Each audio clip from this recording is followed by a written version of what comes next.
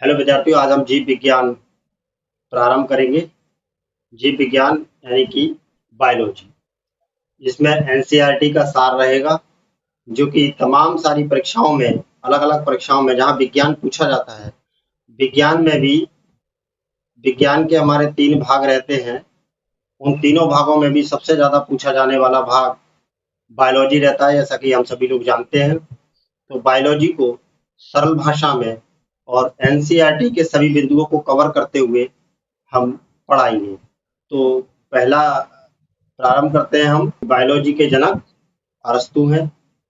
अरस्तु ने अपनी पुस्तक हिस्टोरिया एनिमिलियम यानी कि जंतु इतिहास में लगभग 500 जंतुओं की उनकी रचना के आधार पर, उनके स्वभाव के आधार पर, उनके वर्गीकरण के आधार पर, उनके जनन क्षमता के आधार पर उनका अध्ययन किया और उनको उस पुस्तक में वर्णित किया है। लगभग कितने जंतु हैं? 500 जंतुओं को अपनी पुस्तक, जिसका नाम है हिस्टोरिया एनिमिलियम। इनको फादर ऑफ जूलॉजी भी कहा जाता है। बायोलॉजी शब्द का सर्वप्रथम प्रयोग, यानी कि शब्द केवल बायोलॉजी शब्द है, इसका सर्वप्रथम प्रयोग लेमार्क ने किया और ट्रेवी रेनस ने किया, जो कि जर्मनी के हैं, और लेमार्क जो कि फ्रांस के हैं। इन दोनों लोगों ने सबसे पहले इस शब्द का प्रयोग किया था। अगली स्लाइड देखते हैं। बायोलॉजी शब्द जो है, बायोलॉजी जो विषय है, उसको 2 भागों में बांट के पढ़ते हैं। एक भाग को बॉटनी यानी कि पौधों का विज्ञान, जिसमें पेड़ पौधों का अध्ययन किया जाता है, और जूलॉजी यानी कि जंतुओं का विज्ञान, जिसमें जंतुओं का अध्ययन किया जाता है। बॉटनी के जो जनक हैं वो हैं थियोफ्रैक्टस। इनकी पुस्तक का नाम है हिस्टोरिया प्लांटेरम, और इन्होंने भी अपनी पुस्तक में लगभग 500 प्रकार के पेड़ पौधों के बारे में जानकारी प्रदान की है। और जूलॉजी के जनक अरस्तु है। अरस्तु ही बायोलॉजी के जनक है, अरस्तु ही जूलॉजी के जनक है। यहाँ पर एक जीके से संबंधित क्वेश्चन आता है, जिसमें सिकंदर के गुरु का नाम अरस्तु था, अरस्तु के गुरु का नाम प्लेटो था, प्लेटो के गुरु का नाम सुकरात था, और सुकरात के गुरु का नाम अफलातून था। अफलातून। प्लेटो के गुरु का, सुकरात के गुरु का नाम था अफलातून। तो ये इनके गुरुओं का क्रम है। ये महान दार्शनिक हुए, विचारक हुए, अरस्तु, प्लेटो, सुकरात, इन सबके गुरुओं का ये क्रम है। आइए जानते हैं। हमारा जो हिस्टोरियो शब्द जो दे रखा है, ये ग्रीक भाषा का शब्द है, जिसका अर्थ होता है अनुसंधान यानी कि खोज करना। हम कोशिका के बारे में जानेंगे। कोशिका हमारे शरीर की सबसे सूक्ष्म इकाई है और ये क्रियात्मक और संरचनात्मक दोनों प्रकार की इकाई है। हमारे शरीर का निर्माण कोशिकाओं से हुआ है। तो बहुत 2 या 2 से अधिक कोशिकाएं मिलकर ऊतक का निर्माण करती हैं। कई सारे ऊतक मिलकर एक अंग का निर्माण करते हैं। कई सारे अंग मिलकर के अंग तंत्र का निर्माण करते हैं, और अंग तंत्र मिलकर के हमारे शरीर का निर्माण करते हैं। कोशिकाओं का अध्ययन साइटोलॉजी कहलाता है। कोशिकाओं का अध्ययन क्या कहलाता है? साइटोलॉजी। कोशिका हमारे शरीर की संरचनात्मक एवं क्रियात्मक इकाई है, जैसा कि हमने जाना है, स्ट्रक्चरल एंड फंक्शनल यूनिट है। कोशिका, जो मृत कोशिका थी, डेड सेल की खोज सर्वप्रथम रॉबर्ट हुक ने की थी 1665 में, 1665 ईस्वी में। इन्होंने एक कार्क से इसका प्रयोग किया था। कार्क से कोशिका का अध्ययन किया था। आइए जानते हैं। रॉबर्ट हुक की पुस्तक का नाम माइक्रोग्राफिया था। रॉबर्ट हुक ने जो पुस्तक लिखी उसका नाम माइक्रोग्राफिया था। अरस्तु की पुस्तक का नाम था हिस्टोरिया एनिमिलियम। थियोफ्रैक्टस की पुस्तक का नाम था हिस्टोरिया प्लांटेरम। इसी प्रकार रॉबर्ट हुक की पुस्तक का नाम था माइक्रोग्राफिया। जीवित कोशिका की खोज ल्यूवेनहॉक ने की थी, और जंतु कोशिका की खोज ल्यूवेनहॉक ने की थी। या पहली जीवित कोशिका है या जंतु कोशिका की खोज लीवेनहुक ने की थी। जीवाणु विज्ञान बैक्टीरियोलॉजी का जनक लीवेनहुक और लुईस पाश्चर को सम्मिलित रूप से कहा जाता है। लुईस पाश्चर और लीवेनहुक को इन्होंने बैक्टीरियोलॉजी का जनक कहा जाता है। आरबीसी का जनक भी जो रेड ब्लड सेल्स होती है, इसकी खोज भी लीवेनहुक ने की थी। सूक्ष्म विज्ञान यानी कि माइक्रोबायोलॉजी का जनक लीवेनहुक को कहा जाता है। तो हम जनक के बारे में एक बार रिवीजन करते हैं। जीव विज्ञान यानी कि बायोलॉजी का जनक अरस्तु को कहा जाता है। बायोलॉजी की जो शाखा है जूलॉजी, जंतु विज्ञान, उसके जनक भी अरस्तु हैं। बायोलॉजी की दूसरी शाखा बॉटनी, बॉटनी के जनक थियोफ्रैक्टस हैं। थियोफ्रैक्टस की पुस्तक का नाम था हिस्टोरियो प्लांटेरम। अरस्तु की पुस्तक का नाम था हिस्टोरियो एनिमिलियम और रॉबर्ट हुक की पुस्तक का नाम था माइक्रोग्राफिया। उन दोनों ने अपनी अपनी पुस्तक में, अरस्तु ने अपनी पुस्तक में 500 प्राणियों का अध्ययन किया। थियोफ्रैक्टस ने भी 500 प्रकार की वनस्पतियों का अध्ययन किया। मनुष्य शरीर एवं अन्य जंतु कोशिकाएं। मनुष्य में जो मेल होता है, मेल युग्मक जो है का शुक्राणु की खोज लीवेनहुक ने की थी। मनुष्य में जो शुक्राणु है उसकी खोज लीवेनहुक ने की थी। सबसे बड़ी कोशिका पृथ्वी पर शुतुरमुर्ग का अंडा होती है, जिसका वजन लगभग 2 kg के आसपास होता है। सबसे छोटी कोशिका माइकोप्लाज्मा, जो कि गैलीसिएटिकम। मानव शरीर की सबसे बड़ी कोशिका अगर पूछी जाए तो स्त्री का अंडाणु होता है, ओवम। और मानव शरीर की अगर सबसे छोटी कोशिका पूछी जाए सवाल में तो शुक्राणु होता है, यानी कि नर का स्पर्म, मेल का स्पर्म सबसे छोटी कोशिका होता है। और मानव शरीर की अगर सबसे लंबी कोशिका की बात हो तो तंत्रिका कोशिका होती है, जो कि मस्तिष्क की होती है, न्यूरॉन्स मानव शरीर की सबसे लंबी कोशिका होती है। आइए कोशिका के प्रकार जानते हैं। तो कोशिका हमारी 2 प्रकार की होती है, प्रोकैरियोटिक और यूकैरियोटिक। प्रोकैरियोटिक वो कोशिकाएं होती है जिनमें केंद्रक सुविकसित नहीं होता है या कहें अल्प विकसित होता है, और यूकैरियोटिक वो कोशिकाएं होती हैं जिनमें केंद्रक सुविकसित होता है। तो यूकैरियोटिक कोशिकाओं में हमारी पादप कोशिकाएं आती हैं और जंतु कोशिकाएं आती हैं। पादप कोशिकाओं में कोशिका भित्ति पाई जाती है, जो कि पादप को मजबूती प्रदान करती है, पादप की संरचनात्मक मजबूती प्रदान करती है, जिसे ही पादप का कंकाल तंत्र कहते हैं। कंकाल तंत्र कहते हैं। ये कोशिका भित्ति निर्जीव होती है, यानी कि पौधे का सबसे बाहरी, कोशिका का सबसे बाहरी हिस्सा पादप में कोशिका भित्ति होता है। जंतु कोशिका में सबसे बाहरी आवरण कोशिका झिल्ली होता है। पादप कोशिका में कोशिका झिल्ली कोशिका भित्ति के अंदर वाला हिस्सा होता है। कोशिका झिल्ली अंदर के पदार्थों की रक्षा करता है और अंदर बाहर जाने वाली चीजों को नियंत्रित करता है। यह एक अर्धपारगम्य झिल्ली होती है जो कुछ पदार्थों का आदान प्रदान करती है, कुछ ही पदार्थों का आदान प्रदान करती है, सभी पदार्थों का आदान प्रदान नहीं करती है। इसी प्रकार प्रत्येक कोशिका में, अगर कोशिका यूकैरियोटिक टाइप की रहेगी तो उसमें एक सुविकसित केंद्रक होगा, जो कि कोशिका का कंट्रोल सेंटर होता है, नियंत्रक केंद्र होता है। इसी में डीएनए होता है, केंद्रक के अंदर ही डीएनए पाया जाता है। केंद्रक को ही कोशिका का मस्तिष्क, दिमाग कहते हैं, और यही कोशिका की सभी गतिविधियों का संचालन करता है। एक तरह से कहें तो कोशिका का ड्राइवर, या कंप्यूटर की भाषा में जिसे सीपीयू कहते हैं, वही कोशिका के लिए केंद्रक का कार्य होता है। केंद्रक हमारा दोनों कोशिकाओं में होता है, जैसा कि आपको दिख रहा होगा इन दोनों सेलों के तुलनात्मक अध्ययन में कि जंतु कोशिका में केंद्रक लगभग बीचों बीच स्थिति में है, ठीक मध्य में है, परंतु पादप कोशिकाओं में ये मध्य में नहीं है। इसका मुख्य कारण है इसकी रसधानी, जिसे हम रिक्तका कहते हैं।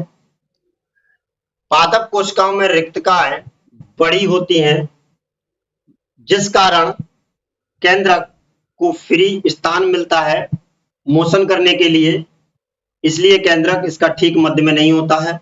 परंतु जंतु कोशिकाओं में रिक्तकाएं या रसधानी वैक्यूल्स बहुत छोटी होती है, इस कारण यहाँ का केंद्रक अधिक स्वतंत्र अवस्था में नहीं रह सकता है। अगला अंग देखते हैं हम, अगला कोशिकांग देखते हैं माइटोकॉन्ड्रिया। माइटोकॉन्ड्रिया को कोशिका का पावर हाउस कहते हैं। इसमें ऊर्जा एटीपी के रूप में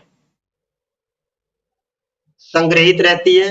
एटीपी का मतलब है एडिनोसिन ट्राइफॉस्फेट, जिनको ऊर्जा के सिक्के भी कहते हैं, ऊर्जा के सिक्के भी कहते हैं। अगला अंग है हमारा, इसमें मेंशन नहीं किया गया है, राइसोसोम।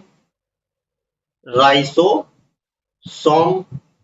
जिसका काम प्रोटीन का निर्माण करना है, प्रोटीन का निर्माण करना है। इसको हम राइसोसोम को ही प्रोटीन फैक्ट्री कहते हैं, इसी को हम प्रोटीन फैक्ट्री कहते हैं।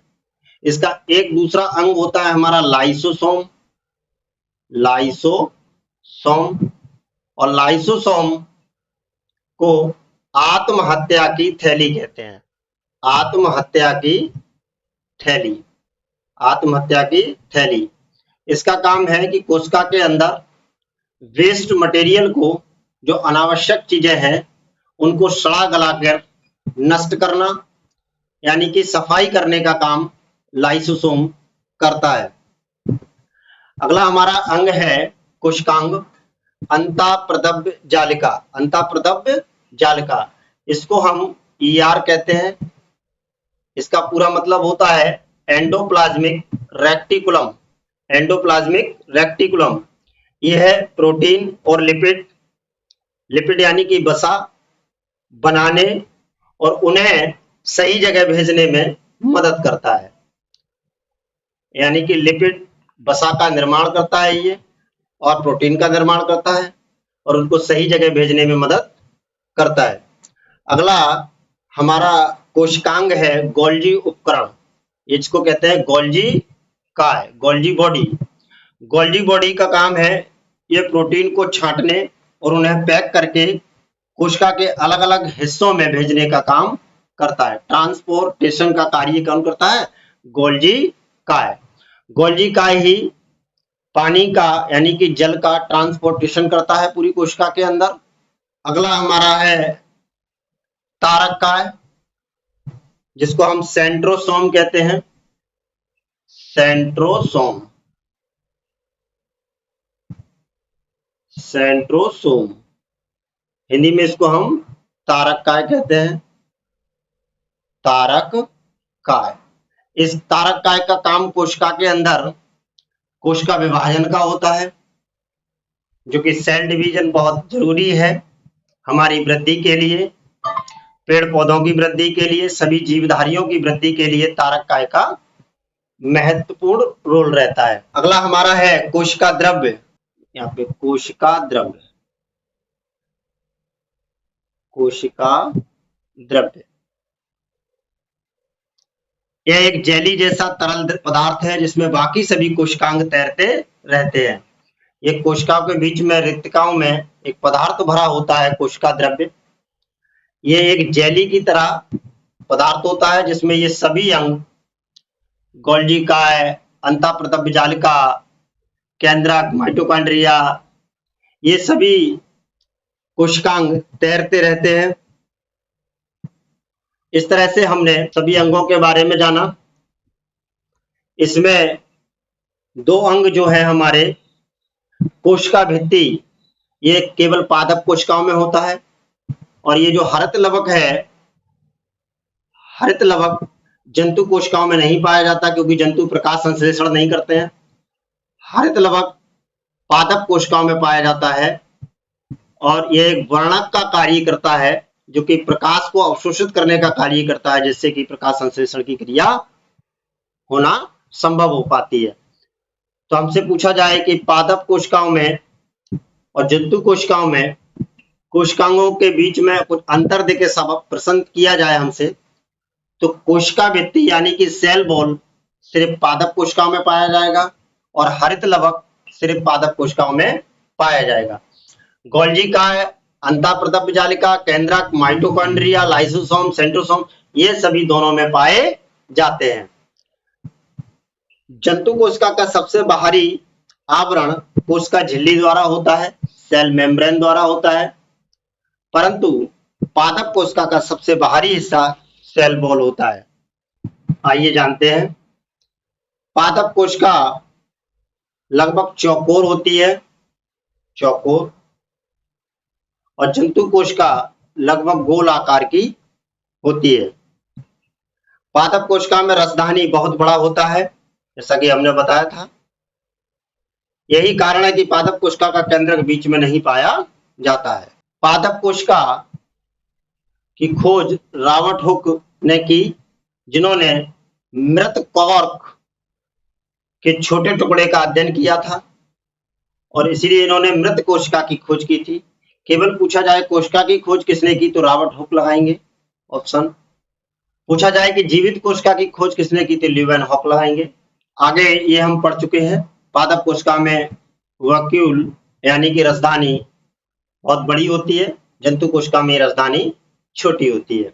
पादप कोशिका यानी प्लांट सेल के सबसे बाहरी आवरण को कोशिका भित्ति कहा जाता है, जबकि जंतु कोशिका के सबसे बाहरी आवरण को कोशिका झिल्ली कहा जाता है। आगे कुछ बिंदु देखते हैं। जंतु कोशिका में कोशिका भित्ति नहीं पाया जाता, हम जान चुके हैं। सेल वॉल सिर्फ पादप कोशिकाओं में पाया जाता है। जंतु कोशिका का अध्ययन सर्वप्रथम रॉबर्ट ब्राउन ने किया था, रॉबर्ट ब्राउन ने किया था। ये हम अंतर जानेंगे कि रॉबर्ट हुक अलग है, रॉबर्ट ब्राउन अलग है। रॉबर्ट ब्राउन ने जंतु कोशिका का अध्ययन किया था। जीवाणु विज्ञान, ये जीवाणु विज्ञान है। जीवाणु विज्ञान बैक्टीरियोलॉजी के जनक लीeuwenhoek और लुईस पाश्चर को सम्मिलित रूप से कहा जाता है। आरबीसी की खोज भी लीeuwenhoek ने की। सूक्ष्म विज्ञान यानी माइक्रोबायोलॉजी के अगर फादर के रूप में पूछा जाए तो लीeuwenhoek को ही माइक्रोबायोलॉजी का फादर कहा जाता है।